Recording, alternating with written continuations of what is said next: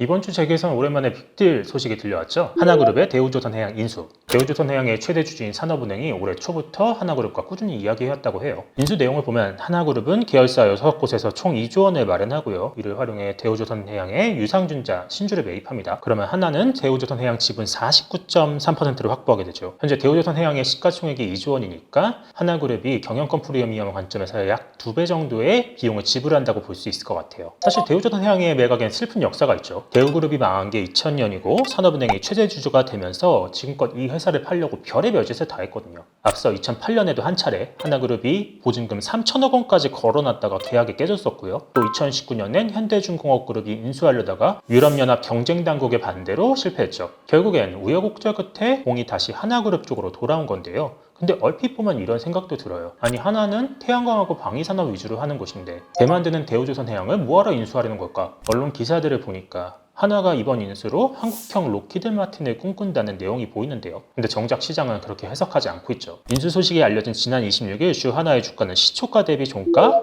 약 4% 빠졌고요. 28일 현재에도 6% 넘게 빠지고 있어요. 근데 이게 단편적으로 보면 하나가 그냥 조선업에 진출한다고만 생각할 수도 있는데 그룹 비즈니스를 좀 더 거시적 관점으로 보면 더 원대한 비전이 보이는 것도 사실이에요. 그럼 과연 하나가 대우조선해양을 인수해 무슨 시너지를 노리는 걸까? 하나그룹의 원래 모태는 화약회사였죠. 창업주 김종희 회장이 1952년 한국화약이라는 회사를 세우면서 시작됐고요. 이 한국화약이 이름이 줄어서 한화가 됐어요. 그리고 1974년 방위산업체로 지정되면서 본격적으로 방위산업에 진출했고요. 또 2015년 삼성그룹이 구조조정을 할 때 삼성테크인을 인수하면서 본격적으로 항공사업에 진출합니다. 그리고 대우조선해양은 유조선이나 컨테이너선, LNG, LPG선 같은 대형 선박을 주로 제조하지만 잠수함과 구축함, 군함 등 군용 특수선도 제작하는 방산회사이기도 해요. 다시 말해 하나가 방산 포트폴리오 관점에서 육상과 항공을 가지고 있다면 대우조선해양을 인수함으로써 이제 해상 쪽에도 진출할 수가 있게 된 거죠. 그리고 이번 대우조선해양의 인수에는 오너 김승현 회장의 의지가 엄청 크게 작동했다고 합니다. 이 김승현 회장이 누구냐? 하나그룹 2세 경영인인데 한국 재벌 가운데서도 특이하게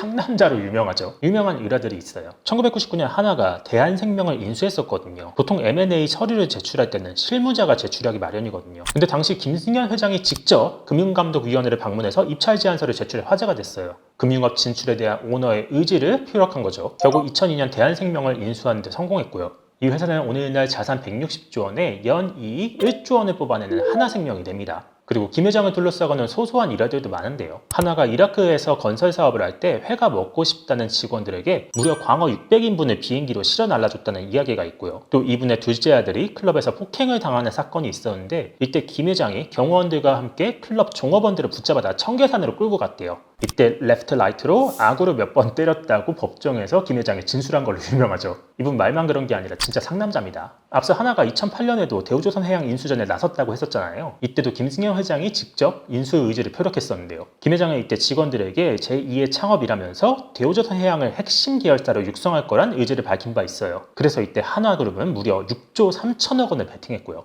포스코와 GS, 현대중공업그룹을 제치고 우선 협상 대상자까지 선정됩니다. 거의 본계약 직전까지 간 건데 근데 이때 마침 서브프라임 모기지 사태가 터졌죠. 그러면서 경기도 안 좋아지고 또 자신들이 가진 자산을 팔아야 되는데 훨씬 더 싼 값에 팔아야 되는 상황이 되니까 하나는 쿨하게 계약금 3천억 원을 버리면서 인수를 포기하죠. 당시 계약금이 아깝게 됐다는 이야기가 있었는데 근데 만약 이때 하나가 대우조선해양을 인수했다면 진짜 끔찍했을 것 같아요. 실제로 이후 조선업은 2010년대 들어 엄청 침체에 빠졌고요. 또 2015년에 대우조선해양이 회사가 마치 이익이 난 것처럼 회계장부를 조작했다가 걸리면서 거의 망하기 직전까지 갔다가 산업은행의 공적 자금으로 인해 겨우 살아났죠. 그래서 2008년 하나가 대우조선해양을 품었다면 6조 원을 탈탈 털어서 산 이 회사 때문에 하나 동안 망했을 거란 시각도 있죠. 그리고 하나는 13년 만에 원래 6조 원 들여 사라고 했던 회사를 이제는 2조 원밖에 안 들이고 살 수 있게 됐으니까 확실히 하나로선 과거에 못 산 게 하늘이 도운 게 아닌가 싶기도 합니다. 그렇다면 왜 하나는 대우조선해양을 인수하려고 하는 걸까? 우선 하나의 비즈니스 포트폴리오를 보면요. 제조와 건설 사업에서 방산, 화학, 태양광, 해외 자원 개발로 나눠져요.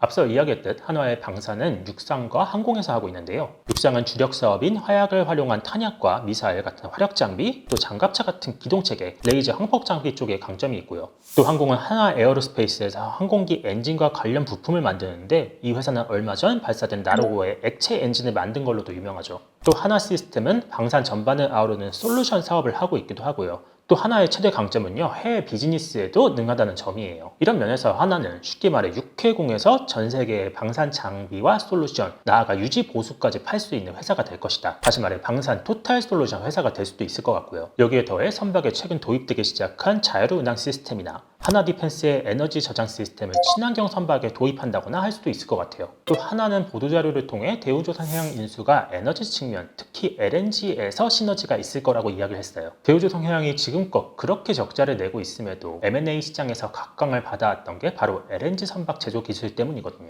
실제로 세계적으로 LNG 운반선은 올해 8월까지 총 111척이 발주됐는데 이 가운데 대우조선해양이 30척을 수주했다고 하고요. 덕분에 대우조선해양은 올해 목표 수주액을 지난 9월 이미 달성했다고 합니다. 아무래도 LNG는 글로벌리하게 매장량이 충분히 많으면서 태양광이나 수소, 풍력 같은 친환경 에너지로 넘어가는 브릿지 기술 측면에서 향후 수요가 꾸준하게 있을 거로 예상이 되죠. 그런 면에서 고부가 가치 선박인 LNG 운반선을 만드는 대우조선해양은 향후 수주 관점에서 수익성 전망이 괜찮을 것 같다. 클락슨에 따르면 글로벌 선박 수주량이 시리트 기준으로 올해 2천만 후반대에서 2030년대에는 4천만 수준까지 올라갈 거라고 하고요. 실제로 대우조선해양은 향후 4년간 일할 분량인 288억 달러 상당의 수주 잔고를 이미 갖춘 상태라고도 합니다. 또 최근 러시아의 우크라이나 침공으로 유럽연합을 중심으로 전 세계적으로 국방비를 좀 더 쓰는 추세이기도 하잖아요. 그런 면에서 향후 해상전력을 더 강화하려는 나라에게 대우조선해양의 특수선을 팔 수 있는 그런 개연성도 생길 것 같아요. 결국 하나로선 대우조선해양인수가 그룹의 주력 사업인 방산과 에너지 양쪽에서 모두 시너지가 날 수 있다고 본 것 같습니다.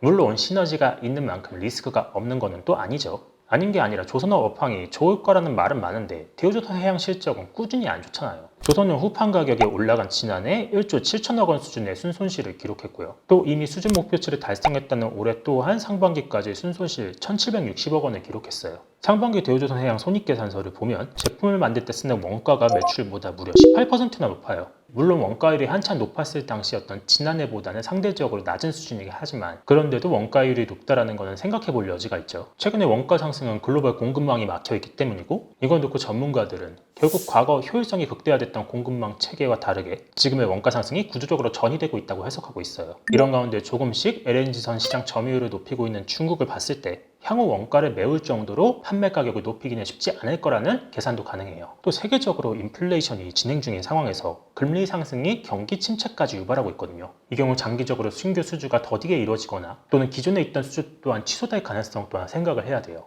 이런 요인들은 향후 대우조선해양의 흑자 전환이 늦어질 수 있는 리스크로 거론되고 있죠. 물론 이런 자체가 하나의 시나리오이고 막연한 우려이기도 한 만큼 향후 상황이 어떻게 이루어질지는 지켜봐야 할 듯 하긴 하고요. 이번 하나의 대우조선해양 인수에 대해 각자의 생각이 좀 다르실 듯 해요. 지금 경기 상황이 안 좋은데 무리하게 인수한다는 점에서 승자의 저주를 우려하시는 분들도 있고 반면 늘 M&A를 성공적으로 해왔던 하나그룹이라는 점에서 이번에도 성공해서 그룹 가치를 좀 더 키울 수 있지 않겠느냐는 시각도 있어요. 여러분들의 생각은 어떠신가요? 하시고 싶은 말씀 궁금하신 내용들 댓글로 달아주세요. 이번 넘버스에서 준비한 이야기는 여기까지입니다.